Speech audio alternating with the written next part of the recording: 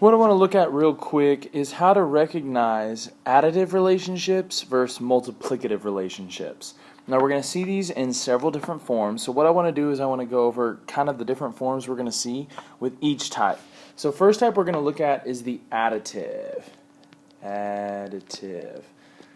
Okay, these are the easiest to recognize excuse me, in our equations, because if I'm looking at my equation right here, obviously I'm adding 5. Now, doesn't always mean that you're going to be adding. We could see it as x minus a number, because really that's like adding a negative. So it kind of stays with that addition, but it can look like subtraction.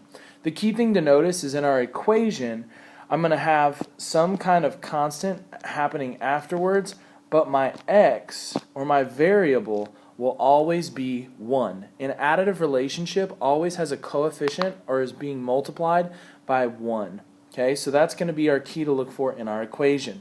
Now, let's take a look at our graph right over here.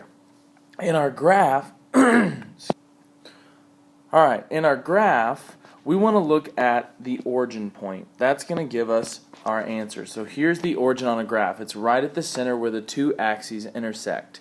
If the graph does not go through the origin, like this one crosses right here on my y-axis, that is going to be an additive relationship. The graph could come up here and go something like that, and that would be additive. It could go down this way, and that would be additive. The key is that an additive relationship will not go through the origin, so it's a real quick to see for a graph. Let's look at our table right here. In the table, what you want to look for is off to the side what we call delta y, or the change in y, and delta x. On a table, if this is an additive relationship, these two numbers will be the same. So to get from -3 to -2, I added 1. From -2 to -1, added 1. From -1 to 0, added 1. If I look at my delta x, or my change in x, 1 to 2, added 1. 2 to 3, added 1, 3 to 4, added 1. So if you notice here, my delta y's and delta x's are the same number. They don't have to be 1, but they have to be the same number all the way through. That's going to recognize that it's an additive relationship. Last off, if I'm looking at my sentence right here, the value of y is 5 more than the value of x. Again, I don't see any kind of words that are going to key me off to any multiplying, any dividing. You're looking for words that are going to key you to addition or subtraction, and that's going to give you your additive. Okay, so let's take a quick look now at some multiplicative relationships. We have the same kind of idea here. First thing, if I'm looking at my equation, notice there's nothing being added or subtracted after the variable. That's going to be one of our first giveaways that this might be multiplicative.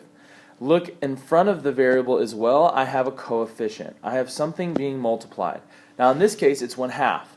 It could be a fraction, it could be a negative, it could be a positive, it could be anything as long as it's not 1. A multiplicative will have a a coefficient, or being multiplied by something other than 1. Okay? So that's going to be how we're going to see it in an equation. Now look at our graph over here. Last time on additive, I said it could not go through the origin. Well, if I look here, my multiplicative relationships will go through the origin. So look at this one right here. This graph cuts straight through the center of the graph, right through our origin point. If I did a graph like that, that would be multiplicative. If I came down like this, that would be multiplicative. As long as it cuts through the origin, that is a multiplicative relationship. So that's kind of our quick to see here. If we're looking up at our table, now I want to check the same thing I checked last time. My delta y, or my change in y, and my delta x, my change in x. For multiplicative, these are going to be different. So from -4 to -8, I subtracted 4. -8 to -12, subtract 4. -12, -16, subtract 4.